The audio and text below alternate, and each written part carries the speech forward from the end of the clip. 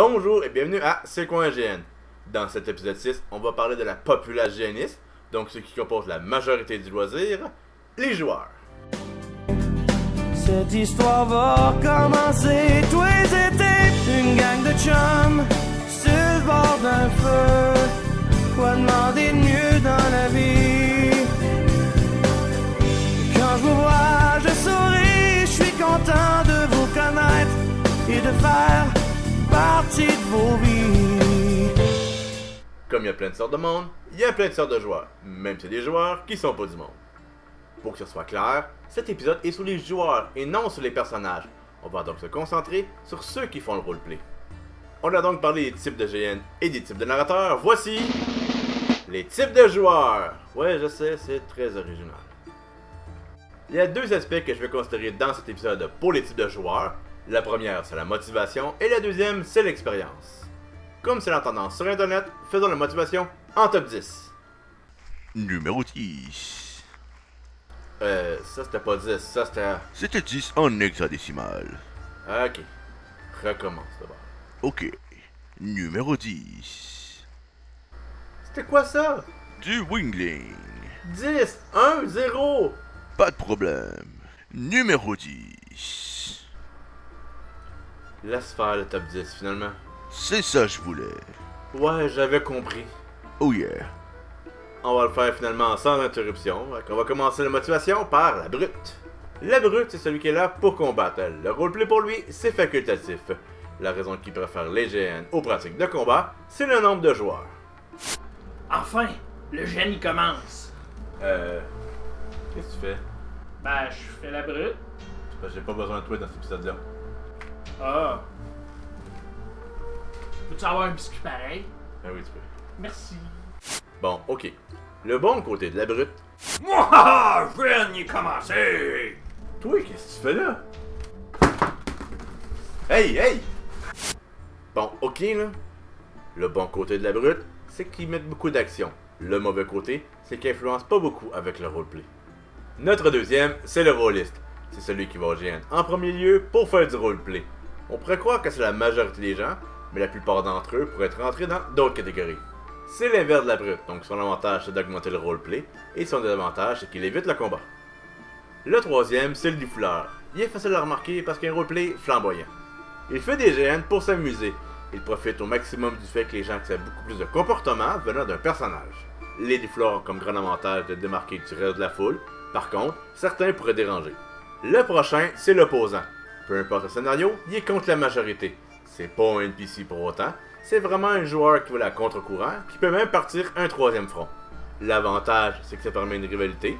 Le désavantage, c'est que les gens peuvent s'habituer à vous voir en tant qu'opposant et se mettre automatiquement contre vous. Après, on a le type amical, c'est les gens qui ne vont pas nécessairement dans un GN, mais dans une activité entre amis. Le grand avantage, c'est que ça rend les GN conviviales. Par contre, c'est ceux qui vont décrocher le plus souvent. Notre sixième type, c'est le manipulateur. C'est quelqu'un qui souhaite le contrôle sur les autres et sur l'environnement. On les voit régulièrement dans les hauts placés, dans la religion ou dans la politique. Leur avantage, c'est que s'ils sont bons, ça permet de coordonner les joueurs, mais par contre, ça amène une soif de pouvoir. Le septième, c'est les rêveurs. C'est ceux qui fuient la réalité dans les GN. C'est ceux qui veulent vivre la fantaisie.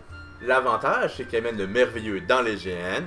Le désavantage, c'est qu'ils ont tendance à ne pas décrocher en dehors des GN. Pour le numéro 8, on a le créateur. C'est celui qui veut créer sa propre race, son propre clan, son propre royaume et même ses propres compétences. Leur avantage, c'est qu'ils sont uniques, mais les avantages, c'est qu'ils sont souvent incompris.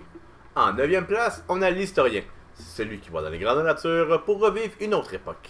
L'avantage, c'est qu'il y a un roleplay adéquat à l'époque. Le désavantage, c'est que si c'est fantastique, ils ont tendance à l'oublier. Notre dernier, c'est le figurant. Il est là parce qu'il a été invité, ou il est là, et même lui, il sait pas pourquoi. L'avantage, c'est que les jeunes sont plus nombreux. Le désavantage, c'est qu'il fait rien. On va maintenant parler d'expérience des joueurs. Premièrement, même si le joueur a de l'expérience de rôliste, l'expérience GNiste est différente. C'est sûr qu'être un rôliste va grandement aider aux GNistes, mais un GN est beaucoup plus complexe et va demander une adaptation. Alors, comme j'aime nommer les choses, on va appeler les débutants le chiot. Le jeune GNiste est énervé, comprend rien, pense que tout le monde c'est son ami, il est naïf. Donc un chiot. Ensuite, le chiot évolue en jeune loup.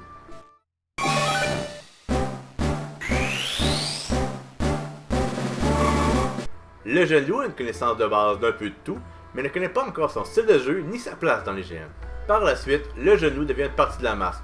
Ils ressortent parfois du lot, mais rendus à ce stade, ils savent quoi faire et c'est leur roleplay qui détermine leur action. Après la masse, il y a le vétéran. Les vétérans sont ceux qui vont être grandement impliqués dans l'histoire, s'ils le souhaitent, mais peu importe leur implication, on pourra sentir leur influence dans une partie à voir dans toutes les géants. Finalement, il va y avoir l'aïeul, le grand schtroumpf, le vieux schnock, appelez-les comme vous voulez, c'est le vieux de la vieille. Ces joueurs apportent de respect juste par leur présence et se ramassent naturellement des suivants. Rendus à leur niveau, ils savent exactement quel style de jeu qu'ils préfèrent. Voilà pour l'expérience. Il est important de mentionner que c'est pas l'âge du joueur qui est en cause, mais son expérience en tant que géniste. J'ai vu des génistes de 16 ans, déjà vétérans. Et voilà pour les joueurs. Comme j'ai dit, j'ai focusé seulement sur 2 aspects, mais il y en a d'autres. Mais comme les autres aspects se retrouvent aussi sur les personnages, on devrait en reparler plus tard. Encore une fois, il ne faut pas oublier qu'il y a une différence entre le joueur et le personnage, et que les joueurs changent avec le temps. Alors, on a parlé des narrateurs et des joueurs. Dans le prochain épisode, on va parler des autres. Et oui, il y en a d'autres. Alors, comme c'est la fin de l'épisode, je vous inviterai à aimer les vidéos, à laisser des commentaires et à vous abonner. Et sur ce, je vous remercie. Alors, la question de cette semaine nous vient d'Étienne qui demande: c'est quoi un GN? C'est un guerrier nain.